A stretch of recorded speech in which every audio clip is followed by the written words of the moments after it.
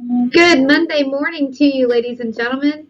If you all are joining me in the classroom, then you all need to have your pen, your pencil, highlighter, and packet out ready to go. Open to your bell ringer page. Start writing the questions down to answer.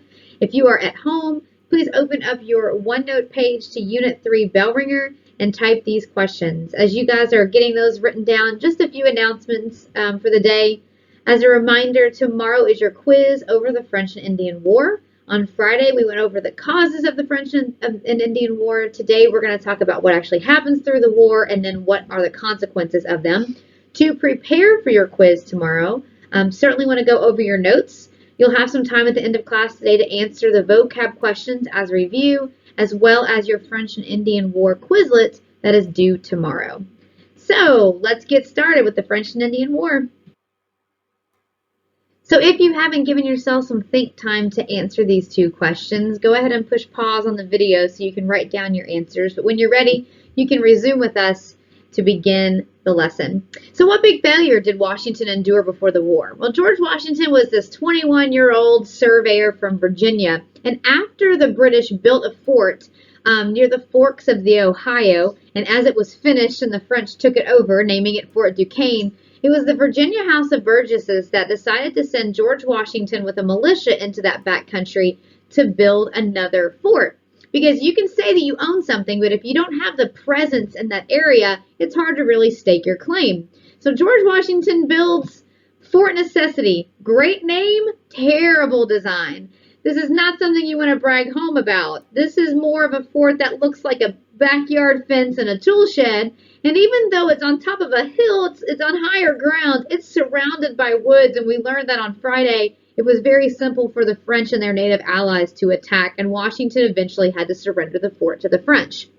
It was after this that wise old man Benjamin Franklin says, we can't have each individual colony fighting France. We need to join together in order to ally against the greater force. And so Benjamin Franklin came up with his Albany Plan of Union. Albany because they met as an Albany Congress in New York. And his picture, join or die, is just one way of saying the Albany Plan of Union. The Union itself was to bring and unite the colonies against the French, but there's not a single colonial power that is willing to give up a little bit of its money and its own militia and therefore its own power to a greater colonial central government. They're not thinking as a unit yet, they're still thinking as individual colonies.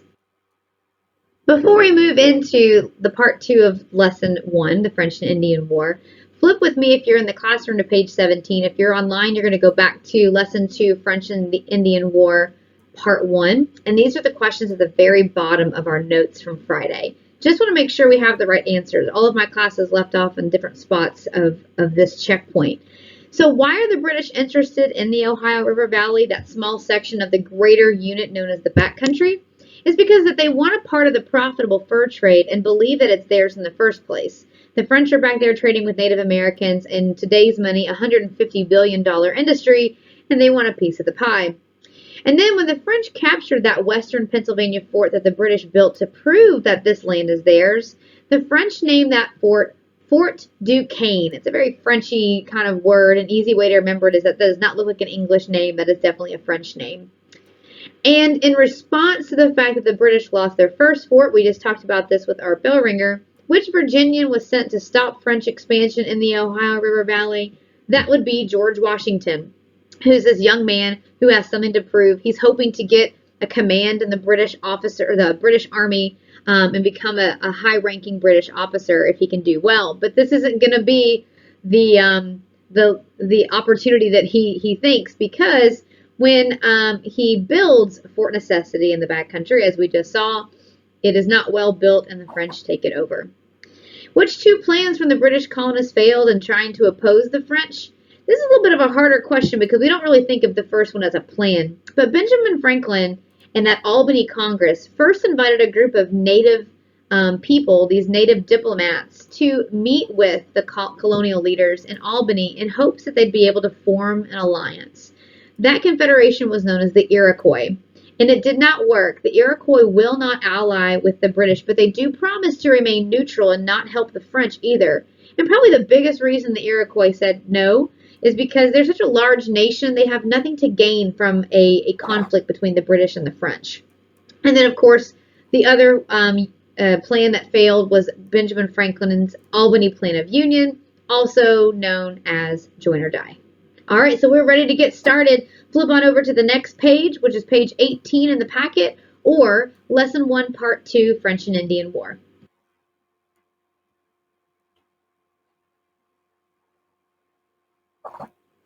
So at the top of page 18, at the top of Lesson 2, Part 2, the question is, what caused the French and Indian War?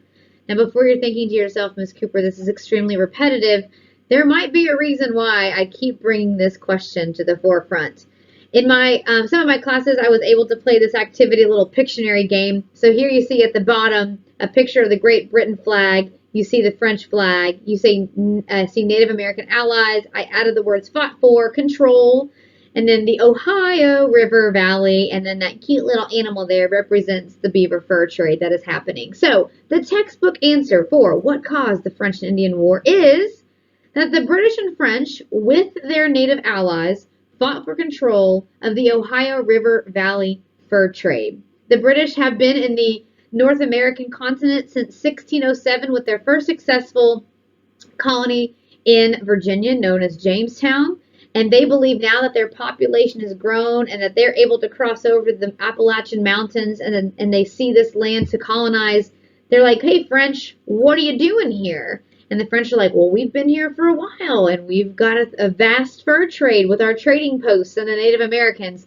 And so it starts as a war with words, and then it becomes a war with forts, and now we're ready to actually start the war itself.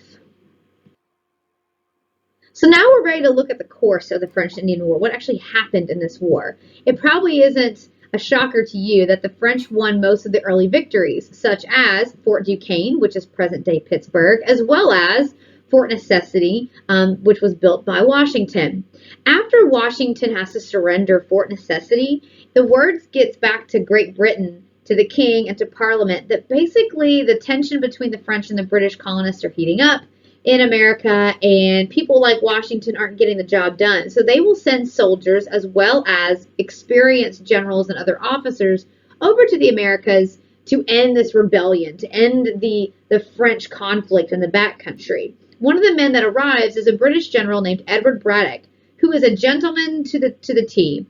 Braddock is used to fighting in Europe, and he fights what we would call like a gentleman's war.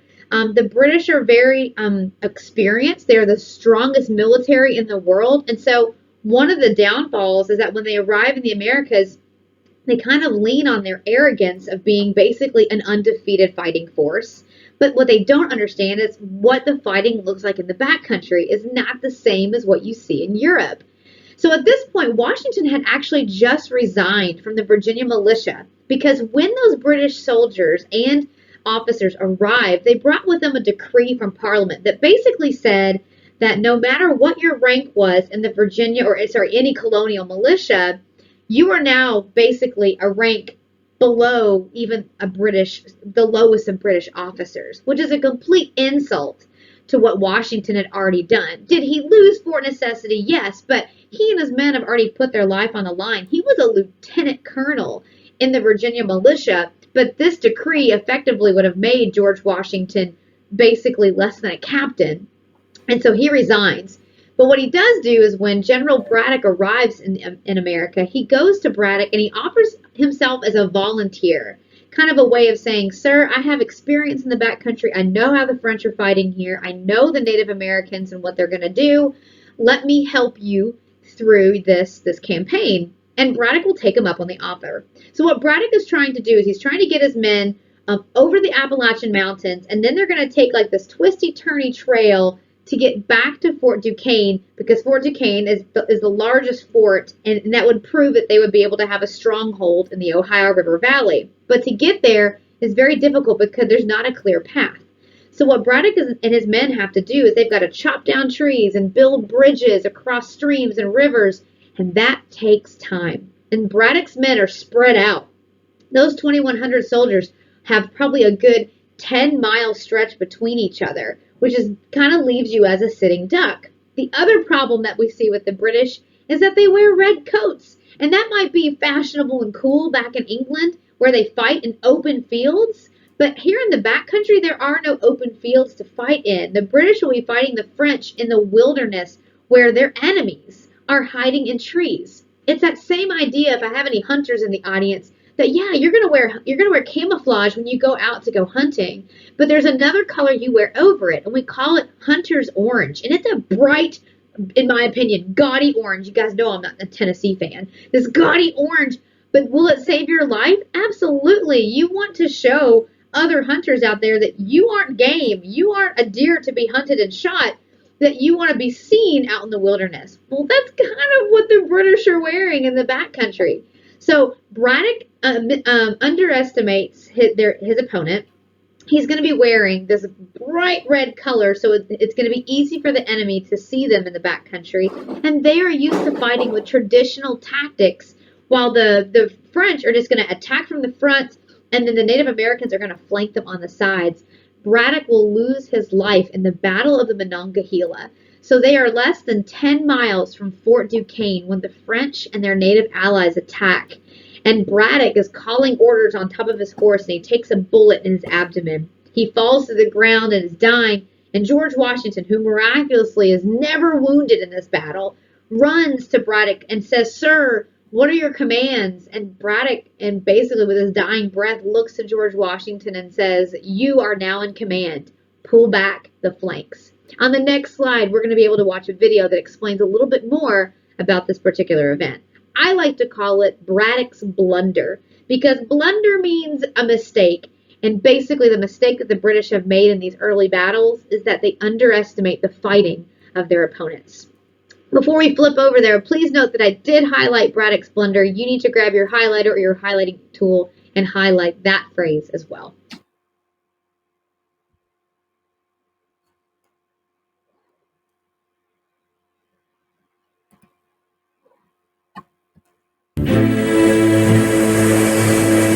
The spring of 1755 brought a sense of renewal and opportunity. Britain sent an army under General Edward Braddock to assault Fort Duquesne, the French stronghold at the Forks. The war that had frustrated George Washington's ambition now offered him a chance to fulfill it. He's hoping to find a way into the British Army, to be a regular officer, which is his heart's desire at that time. And to do that, he goes to Braddock and asks to become an aide. So he went along as an aide to General Braddock. Braddock was the wrong kind of general to fight in the wilds of North America. He was a typical parade ground, European, stand up and fight sort of a guy. And the French and the Indians out there weren't. Braddock has assembled a well-equipped but cumbersome force. As it labors its way west, the column of 2,100 British and American soldiers stretches out for miles. Several weeks into the mission, Braddock, Washington, and a sizable advance unit forge ahead. On July 9th, they are near the Monongahela River, less than 10 miles from Fort Duquesne.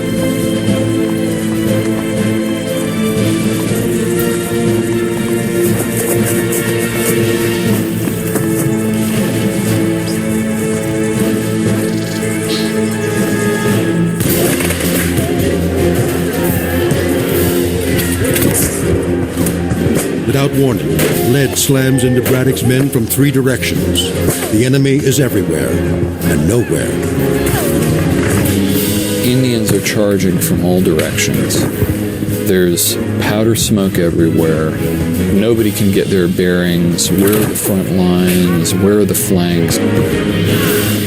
And the wounded are screaming. The British regulars collapse completely.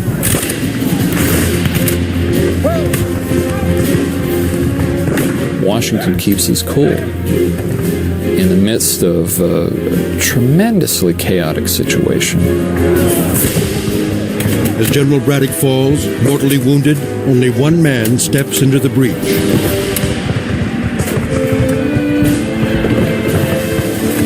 Washington directs Braddock's officers, who have no idea what to do. he tells them to pull Braddock out and where to send his wagon and where to withdraw. And Washington is put in command by default of a whole regular British force. In this action, we can see something that later on we're going to see he's very good at, which is sort of a calm presence, a galvanizing presence, and an ability to bring order to a chaotic situation.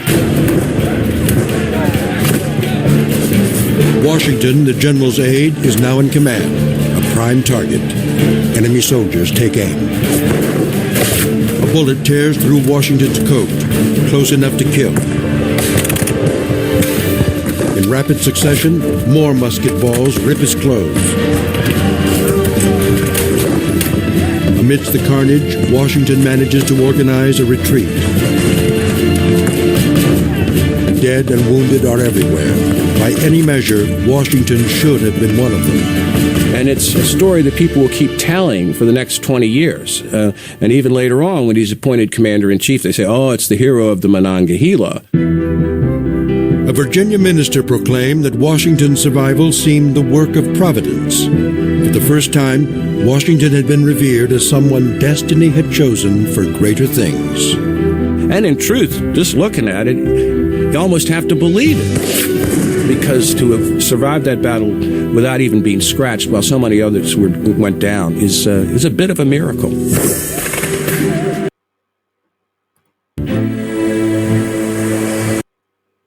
So in the middle of the war, Britain has an election year, and they've elected themselves a new prime minister, and his name is William Pitt. A prime minister is what the British call what we call our president. And so William Pitt is actually the youngest prime minister that England has ever seen. He's young, he's hip, he's got cool, fresh ideas. I personally don't like that picture of William Pitt. I prefer the one that is played by the actor Benedict Cumberbatch in the movie Amazing Grace. That's some excellent eye candy there for you. And I bet you know that actor. You probably know him as Doctor Strange. And so William Pitt, when he takes office, he really doesn't understand why we're losing in the backcountry. He's like, why is this war not over yet? We are Great Britain. We've got the strongest military in the world. And so he decides to borrow millions of dollars, send a lot more troops to America, more supplies, including the British Navy, to end this war once for all. He wants to go down in history as the leader who proved that Britain is greater than France. So what is the big beef that the British have with the French? Remember that when the British took over the great power of Europe after defeating the Spanish Armada, Britain was basically untouchable, but France has been kind of climbing the ranks with their own conquests, and that would include their colonies in America. And so this conflict that we're seeing in America, the French and Indian War, is just the colonial side of a greater conflict that's happening in Europe known as the 7 Years' War. And Pitt believes that if he can beat the French over in America, that will translate into a victory against the French over in Europe. And so when the Navy arrives in America, they get straight to work blockading ports. To blockade means that you're going to use your Navy to stop anything from your enemy's ports coming in or going out. Basically, it's going to leave your enemy's government, their citizens, their military isolated, and they'll run out of food and supplies. And so over time, those two battles, the Battle of Quebec and then later the Battle of Montreal, both of those are battles where the British Navy just bottled up their ports, their harbors, are going to force the French to have to surrender in this war. So take a second to highlight that bottom sentence. That is the key takeaway from this area, is that the Battle of Quebec is the turning point of the war. But keep in mind that that turning point wouldn't have happened if Britain hadn't elected themselves William Pitt to give themselves that new strategy to end this war. So essentially, William Pitt took the fighting out of the backcountry where the British are not seeing any victories and brought it closer to the coast where the Navy can get the job done. So just to put in perspective what the course of the war actually looks like, I feel like it's important to sometimes see things on a map. And so here is the eastern coast of North America. In those first few years of fighting before William Pitt became prime minister, you see all that fighting in the backcountry. A lot of victories for the French because the British colonists, along with the British military, cannot keep up. And then we saw where William Pitt, now elected, sends the Navy over, and so he's going to have two major victories right up there in the north at the St. Lawrence River in the Gulf of St. Lawrence, which will effectively end the war because of his battle tactics, the blockades. So once the French surrender after the battles of Quebec and Montreal, this effectively ends the French and Indian War, as well as the war happening in Europe known as the 7 Years' War. Now, France had an ally over in Europe. It was Spain, because Spain and France both want to basically take out Britain as the global power in Europe. And so this document, the Treaty of Paris of 1763, is the document that ends both conflicts. We call those type of documents a treaty because there are things that are given up on both sides. So these are the terms of the treaty. France must cede all of their land claims in North America. The word cede means to give up or to surrender, and we usually use it in the terms of meaning land claims. And so that means that France will no longer have a presence in North America. Now, as Spain was an ally of France in the 7 Years' War, they will get some land in this war as a thank you for fighting. So basically the Mississippi River became this line, and everything west of the Mississippi River became Spanish territory thanks to this war, and everything on the eastern side of the Mississippi River belonged to the British now. That includes the once Spanish colony of Florida. Florida now belongs to the British. The Treaty of Paris marked the end of France as a power in North America. We want to highlight that because that's key. The very first week of school, we colored in a map showing all of the land claims that Europe had made on North America. And I told you guys that France might have claimed all of this land, but they're going to lose it, which is why we don't look at America today and say, look at the big footprint that France's culture has made in America. It doesn't exist. And it doesn't exist because of this particular conflict.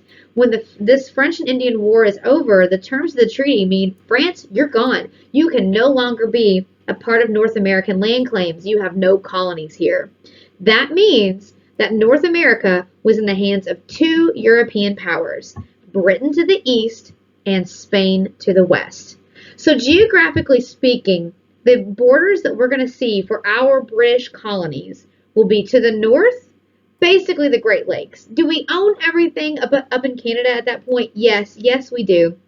But the British aren't going to do anything with it for a long, long time. To the south, British Florida. And then to our east, the Atlantic Ocean, and the west, the Mississippi River. And so everything you see in white on that map now belonged to the British as the British colonies. To understand exactly what was given up in this war to the French, because the French are the ones who majorly lose, is that map that you see on the left-hand side of the page was what the pre-war boundaries were. All of that in orange being French territory to 1763, no more yellow, meaning no more French. If you're using the packet, go ahead and flip over to the next page. If you're on the OneNote, just keep scrolling. So those are the terms of the treaty, and it seems like we've covered all of our bases. The French lose their land, the British gain more land, the Spanish earn more land. But wait, this war is known as the French and Indian War.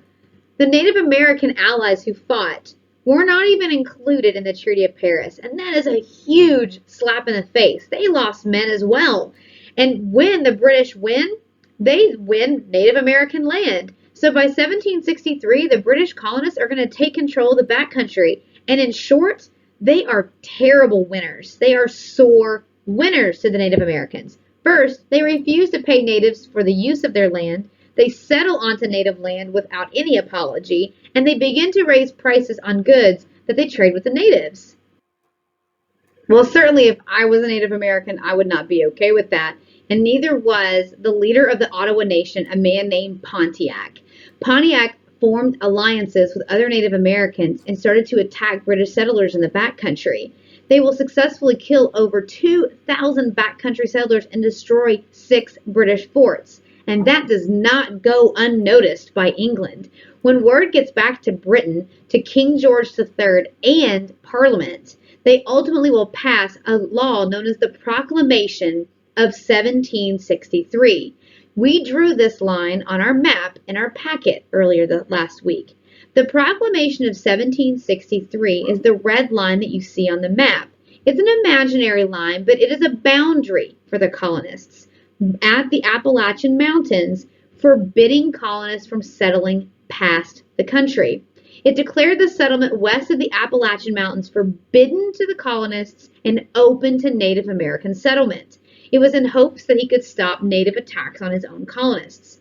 He also, in the Proclamation of 1763, will send 10,000 British soldiers to America. Now, the proclamation is going to stop the Native conflicts from happening, and it's going to push the colonists closer to the coast and closer to British control. The colonists do not accept these terms. They are outraged at the Proclamation of 1763, many of them being war veterans or even war widows. Many of them are thinking to themselves, then why do we even fight the French and Indian War? The war itself was to gain access to the Ohio River Valley, and now our own king is telling us we can't settle there. So to read a little further into the Proclamation of 1763, King George III gives the reasoning for this new decree is that he wants the colonists closer to the coast on this side of the Appalachian Mountains so that he can protect them with his 10,000 soldiers. However, the underlying reason is that he just fought a very expensive war, and it's time for him to pay off those war debts that his own Prime Minister, William Pitt, earned to raise money and soldiers to fight this war in the first place. You make money as a government by taxing your colonists, by taxing your people. And so taxing colonists who live in colonial cities on the eastern side of the Appalachian Mountains is a lot more convenient for British tax collectors than to have to cross over the Appalachian Mountains and knock on doors, and your neighbors are, 2 or 3 miles apart. You're isolated and you're spread out all over the backcountry. The king would find it impossible to collect taxes from people who live in the backcountry. So even though this law sounds like, oh, sweet colonists, I need to protect you. I can't fight another war right now with Native Americans. So to keep you safe, I want my soldiers to be able to protect you over here on this side of the Appalachian Mountains. But in effect, he really sees the underlying cause as, hey, if I have you on this side and you're closer to the coast and closer to my control, I can start collecting that much needed tax money. So here's how we sum all of this up. The British and the French colonists fight for land in the Ohio River Valley to control the fur trade. The British win the French and Indian War. And while the British raise the prices of goods on the natives and settling in their lands, as well as not including them in the treaty, fighting begins to break out in a conflict known as Pontiac's War. King George III cannot afford another war at this time. He is deep in debt from the French and Indian War and the 7 Years' War. And so instead of paying for more soldiers in the colonies to fight the Native Americans, he passes the Proclamation of 1763, which effectively gives the land back to Native Americans and decrees that the colonists have to live closer to the Atlantic Ocean on the other side of the Appalachian Mountains so he can keep his eye on them, but he tells them, so I can keep you protected. And that's all she wrote, for your notes at least. Now you need to go into your vocabulary and answer questions 1 through 11 and question number 13. When you are finished, go ahead and open up your French and Indian War Quizlet, either on your phone or on the computer, and get that work done so that you are prepared for your quiz tomorrow. Have a good day, guys.